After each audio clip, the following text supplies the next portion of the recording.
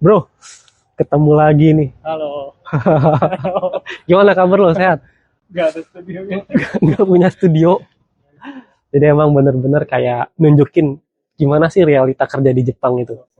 Lagi pula juga impromptu sih, jadi kita nggak ada persiapan sebelumnya. Tahu-tahu eh, si masnya ini kontak, gue lagi di Tokyo, ya udah, ayo ketemu. Iya, emang kita udah ini banget, udah biasa banget kalau ngetek video kayak gini. Emang nggak ada konsep, yang ngobrol aja apa adanya. Buat ya lebih real gitu lah. Jadi gini, kemarin-kemarin pas kita tag video, terus gua upload tentang masalah yang kumiai, katanya nggak boleh mengambil keuntungan. Ini masih kumian, masih kumian. Masih. Oke. Itu kayak lebih ke eh, miris ketika baca komen, dan yang komen orang-orang kumiai ternyata mereka nggak ngerti gitu loh. Oke, ada yang komen. Sorry, gue nggak punya TikTok, jadi nggak. Ya, gue tahu lu kan emang nggak punya media sosial ya, makanya nggak apa ngikutin uploadan. Oke. Jadi ketika gue upload seperti itu, komen-komennya itu eh, emang menurut lu gimana biaya manpower Kumiai, gimana bayarnya gitu kan. Gue balas lagi, loh emang biaya manpower dan operasional Kumiai harus dibayar dari uang Shokai gitu kan. Memang kalau misalkan nggak dapetin keuntungan, bentuk badan usahanya itu NPO Hojing katanya gitu. Ya nggak perlu NPO juga, berbentuk badan Jigyo Kyodo Kumiai pun tetap nggak boleh ngambil keuntungan. Menarik nih kalau lo bilang ternyata nggak semua badan usaha boleh mengambil keuntungan, ya kan? Berarti eh, badan usaha seperti apa tuh yang boleh ngambil keuntungan? Jadi sebenarnya konsepnya itu ada di Eri Dantai atau Hieri Dantai. Jadi kalau Eri Dantai semacam kayak perusahaan, Oke. contoh gampangnya iPhone. Misalkan lu adalah retail, lu beli iPhone 10 juta, lu jual 11 juta, itulah definisi cari keuntungan, bro. Oke. Tapi kalau Kumiai, dia beli iPhone dari Indonesia 10 juta, dia nggak boleh jual di Jepang ini 11 juta. Itu definisi dia ngambil keuntungan. Kalau dia beli 10 juta, maka dia harus jual di sini 10 juta juga. Nah, di mana dia mendapatkan uang adalah dari menyediakan jasa. Contohnya, dia memberikan jasa ke penjual gimana caranya menggunakan iPhone yang baik dan benar sesuai standar Apple. Nah, Kumiai bekerja di bawah Apple. Apple bilang kalau nyalain pencet tombol ini, settingnya gini. Nah, Kumiai memastikan ke pembeli itu kamu harus gini sesuai standar Apple. Nah, di situ dia mendapatkan fee, bayaran di situ yang digunakan untuk membiayai kantor, bayar karyawan, bayar mobilitas dan sebagainya. Kalau berarti kalau dalam case Tokpegino atau Kumiai itu bisa disebut apa tuh kanrihi gitu ya? Betul. Kalau Toko Tegino karena memang itu udah naik levelnya ke karyawan, makanya bolehlah Sokai fee dari TSK ke perusahaan. Tapi kalau Gino Jisusei yang notabene dari Kumiai mengambil siswa dari LPK, maka biaya yang terjadi dari LPK ke Kumiai apa adanya ditagihkan ke perusahaan. Nggak ada profit yang ditambahkan di situ. Misalkan sudah datang di Jepang, pengurusan dokumen sebelum dan sesudah datang ke Jepang, pengurusan dokumen, support di pekerjaan, support di kehidupan, Koteki Tetsuzuki, misal ke Syakuso, misal ke Nyukang dan sebagainya, disitulah dia mendapatkan manajemen fee. Kalau selain itu sih nggak ada fee yang bisa didapetin dari Kumiai. Ditekankan dia nggak boleh nambahin profit. Nambahin profit, oke. Soalnya kalau di semua bisnis, mau itu di bidang usaha produksi juga kan dia beli material, produksi, terus harga jualnya di atas harga modal dia kan, modal dari cost operation sama manpower dan material, lalu dia ngambil untung contoh 10%, 20%. Untuk retail, penjual juga sama, dia beli dari pabrik harga 10, dia akan jual di 12, 13, 15. Semuanya pakai sistem profit. Tapi kalau Kumiai nggak ada sistem profit kayak gitu. Nah, karena gue udah jelasin konsep Kumiai, maka kali ini temanya adalah Ginoji Susei dengan definisi seperti apa yang bisa datang ke Jepang. Nah, itu tuh gue selalu penasaran tuh sebenarnya untuk persyaratan sebagai logis itu apa sih? Maksudnya apakah semua orang bisa? Apakah harus minimal lulusan SMK atau SMA gitu? Mungkin bisa Ya, jelasin dong. jadi sebenarnya persyaratan buat pemagang ke Jepang, Ginoji Susei itu gampang banget. Nah, Persyaratannya cuma gini doang. apa tuh? Ntar gue munculin. Oh, iya, iya.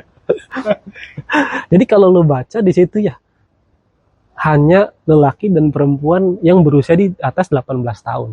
Oh gitu. Berarti eh kalau gitu lulus SMP pun SD pun juga nggak apa dong?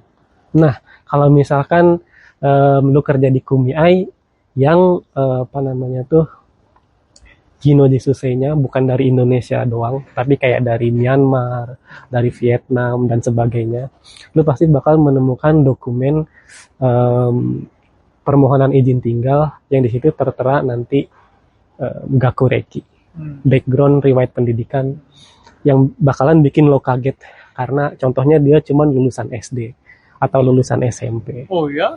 Ternyata bisa kayak gitu ya? Bisa. Naruhodo. Jadi ini ibaratnya lu punya anak, gue punya anak nih. Terus anak lu bilang mau main ke rumah gue. Gue bilang oke boleh silahkan. Tapi lu mencoba menjaga anak lo. Kalau belum 18 tahun, kalau belum lulus SMA nggak boleh nginep di luar gitu. Jadi itu proteksi yang dibikin sama Indonesia. Mungkin dengan alasan 1-2 hal ya. Contohnya misalkan kalau nggak lulusan SMA mungkin nggak bisa menyerap bahasa Jepang dengan baik. Gue juga nggak tahu kriterianya kenapa Indonesia membatasi usia 18 tahun ke atas, lulusan SMA, SMK sederajat, dan kadang 18 tahun ke atasnya juga dibatasin lagi. Contohnya 18 sampai 22, 18 sampai 27. Padahal kalau Iya. misalkan negara-negara lain kadang ada Ginoji Susei 30 tahun, 40 tahun itu udah biasa sih. Nah, itu banyak tuh sering kali ya kalau misalnya lihat lowongan itu maksimal 29, maksimal 35. Jadi sebenarnya kalau di Jepang sendiri itu nggak ada batasan umur ya? Batas maksimal nggak ada. Jadi kayak Iya, maksudnya batas maksimal. kayak tadi yang tertulis di persyaratan dia cuma 18 tahun ke atas doang. Jadi meskipun lo 40, mungkin kan banyak yang di Indonesia yang masih umur 30, 40 tapi pengen cari kerjaan lebih baik gitu. Berarti ini bisa-bisa aja sih ya sebenarnya. Bisa-bisa aja, cuman dengan peraturan Indonesia mentok sih. Peraturan Indonesia lulusan SMA, SMK sederajat 18 sampai contohnya 22 tahun atau 18 sampai 27 tahun. Mungkin itu cara pemerintah Indonesia dan juga LPK-nya jadi pemangku kepentingan saling berkoordinasi gimana caranya menyelenggarakan pemagangan yang baik. Makanya mereka kepingin orang-orang yang aktual bisa menyerap bahasa dan budaya Jepang dengan baik. Makanya dikasih batas-batasan kayak gitu. Kalau dari persyaratannya sendiri nggak ada sih minimal lulusan SMA SMK itu. Gue khawatirnya kalau ini gue ngomong kayak gini, nanti orang-orang Kumia yang mampir ke video kita bakalan komen lagi. Sok tahu lu apa segala macam. Banyak orang-orang ya ternyata. Banyak. Kalau misalkan yang marahnya Ginoji Susei gue wajar sih. Karena gue kan sebagai Kumiai yang kadang dianggap berat sebelah, mungkin lo juga pengalaman kan. Cuman kalau yang marahnya orang Kumiai sendiri gue agak bingung sih. Karena gue cuman menjelaskan peraturan apa adanya. Bisa disebutkan kalau mereka sebenarnya nggak tahu apa yang mereka kerjain. Nah itu dia. Salah satu tujuan video dan juga contohnya podcast kita ini tuh sebenarnya bukan Ginoji Susei-nya yang dinaikin wawasannya, tapi para pekerja Kumiai, para staf TSK-nya yang dinaikin wawasan pengetahuannya, bro. Oke, tapi ini agak-agak trik nih, soalnya kadang ego orang-orang nih agak susah nih kalau misalnya dikasih pengetahuan sama orang yang mungkin levelnya sama kayak mereka, atau mungkin bahkan mereka pandang itu ini orang kayaknya levelnya di bawah gua gitu. Iya, iya, iya. Cuman gue mikirnya Gino Jisusei nih 300 ribuan 400 ribuan orang di Jepang di monitoring, dikelola oleh kumiai. Kurang lebih ada 3 ribuan kumiai di Jepang. Kalau misalkan satu kumiai ada satu orang lokal, contohnya satu orang Indonesia atau satu orang staff Gekkokujinnya, berarti kan ada 3.000 orang. Dan mereka yang 3.000 ini harus menghandle 300.000, tapi pengetahuannya nggak memadai. Gimana menurut lo? Bakalan terjadi masalah apa enggak? Masalah sih, keteteran pasti. Oh ya, berarti sama kayak concern gue waktu itu, banyak murid-murid yang merasa ditelantarkan ya mungkin karena itu ya, proporsi antara pegawai SK-nya dan muridnya itu nggak pas gitu. Iya betul. Di situ sih yang gue bilang market itu. Kalau marketnya kegedean tapi orangnya sedikit, yang jadi kayak sekarang fenomenanya gitu. Nggak bisa dihandle, dimonitoring dengan baik.